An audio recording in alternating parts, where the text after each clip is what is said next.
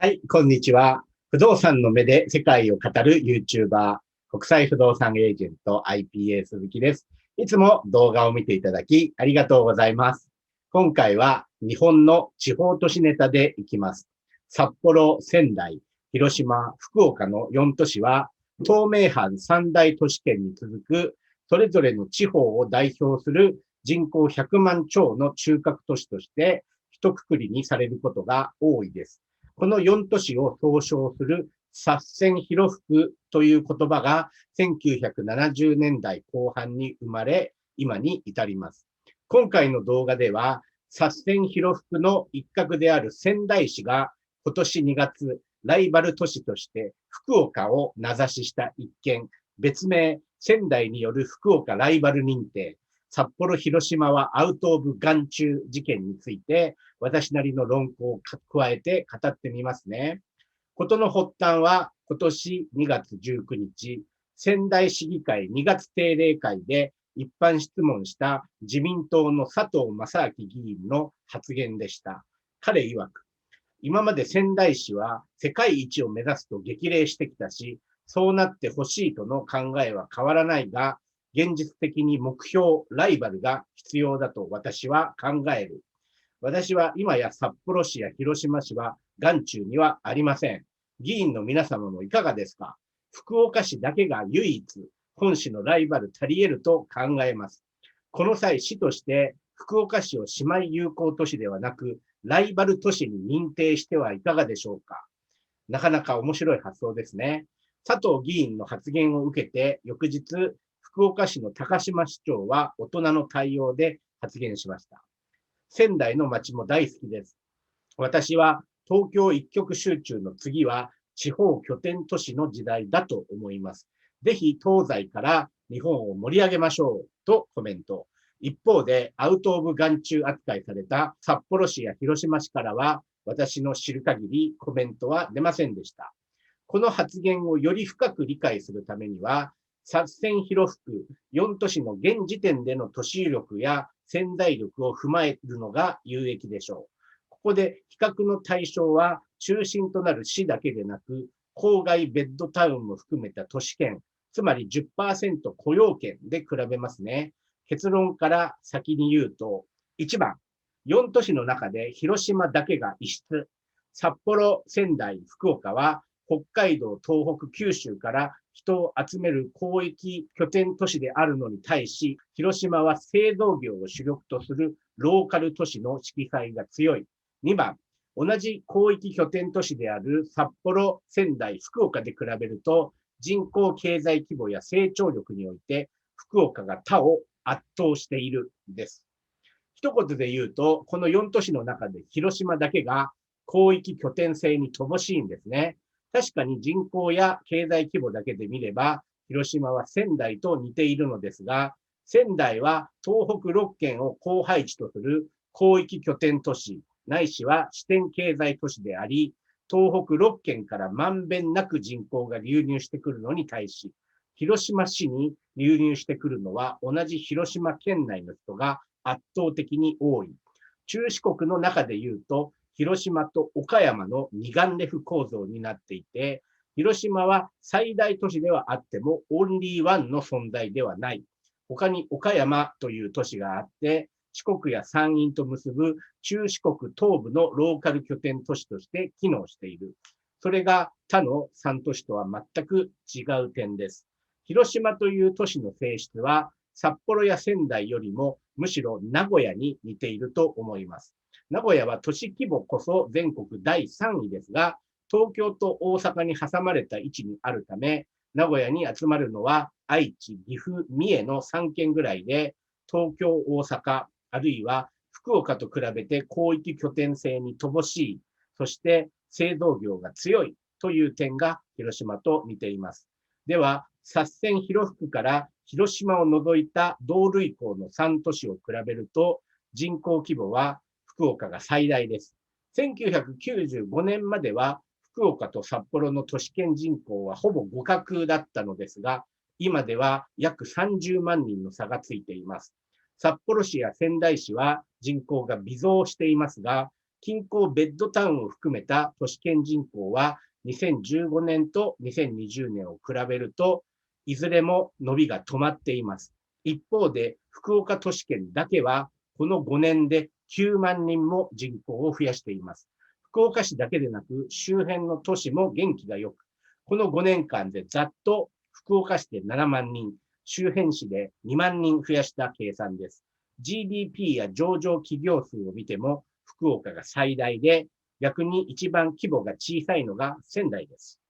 客観的に大差をつけられている仙台が、福岡に肉薄している経済指標がいくつかあります。一つは新規開業率。仙台市は2014年から16年のデータで、開業率が 7.0% と、政令指定都市の中で福岡市に次いで第2位の水準にあります。また、コロナの最中、2020年11月から12月に仙台市が首都圏企業向けに行った意識調査によれば、新型コロナの流行後に地方へのオフィス移転増設に関心があると回答した企業は全体の 27.7% で、その移転候補地を7つ選択し、つまり仙台市、札幌市、新潟市、広島市、北九州市、福岡市、熊本市から複数回答で聞いたところ、福岡市が 57.2% で第1位、仙台市は 49.8% で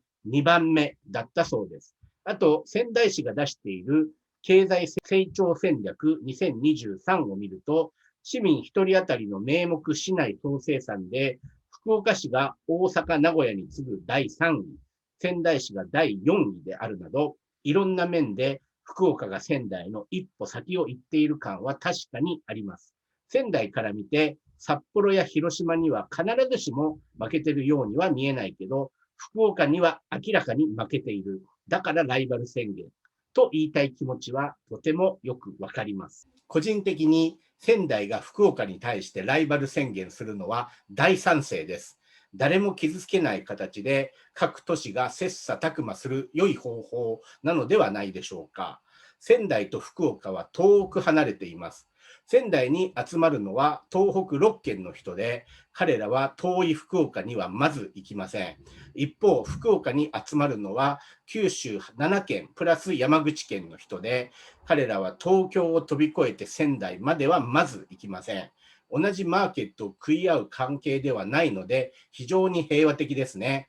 ですが、仙台が福岡と競っていくためには、人口という大きなハンディがあります。仙台が高配置とする東北6県は、コロナ前の2019年推計で人口867万人しかいない上に、人口減少率が全国最悪レベル。東北6県中4県、つまり青森、秋田、岩手、山形が揃って人口減少率 1% を超えています。ここまで激しい人口減少地域が集まるのは全国でも東北と四国しかありません。一方で福岡の高配置である九州プラス山口は1416万人もいて、東北の 1.6 倍以上。人口減少こそしていますが、東北と比べると減少率は約半分です。九州も東北も中心都市以外は給与水準が全国平均より低いという点では同じなのですが、それでも人口動態に差が出るのは合計特殊出生率の差だと思われます。九州は全国屈指の高出生率地域で、福岡県を除く6県がすべて全国トップ10に入り、軒並み 1.6 を超えています。ついでに言うと、沖縄県は全国ナンバーワンで、そこからも福岡に人が来ています。一方で、東北地方の合計特殊出生率は、福島県を除けば全国で下位の方になります。日本においては、気候が暖かい地域の方が子供が多く生まれるようで、その彼らが福岡に集まるという好循環が起きています。また、仙台は福岡以上に首都圏への流出が多い点も気になります。ざっくり言って、仙台市は宮城県を含む東北6県から年間5000名の転入を受け入れる一方、4000名を首都圏に流出させていて、社会増減はかろうじてプラスという状態です。かつ、首都圏に出る年齢層も20から24歳が一番多く、彼らの多くは首都圏で子供を産み、やがて仙台とは無縁の人間になっていきます。一方、福岡市も首都圏に対して年間3000名ほど流出させてますが、それをはるかに上回る1万1000人を九州や山口、沖縄から受け入れています。かつ20代の若者が福岡市に移り住み、いずれ福岡都市圏内のどこかで子供を産むため、出生数が死亡数を上回っています。社会像と自然像の両輪が動く福岡は、人口動態的に言えば東京さえも上回る日本一元気な都市となっています。これらのハンディを乗り越えて、仙台が福岡に対抗するためにどうすればいいのか、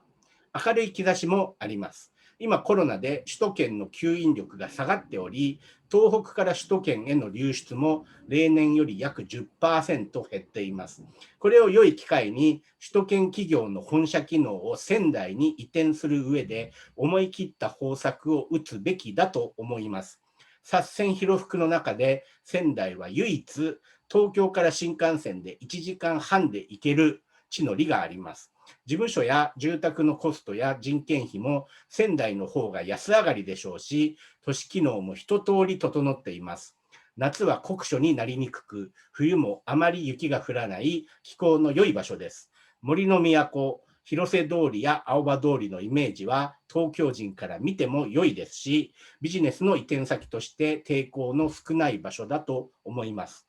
首都圏企業の本社が仙台に移転すれば、幹部も管理職も専門職も来ますし、みんな東京の給料をもらってた人なので、結果的に仙台の平均給与を引き上げることにつながります。仙台で大学を出た東北出身の人が東京に出ることなく、仙台で良い給料を得られる機会も増えると思います。仙台にぜひとも頑張ってもらい、福岡に肉薄してもらいたいものです。今回の動画良いと思ったら、いいねとチャンネル登録をお願いします。これからも頑張って更新していきます。それでは失礼します。さようなら。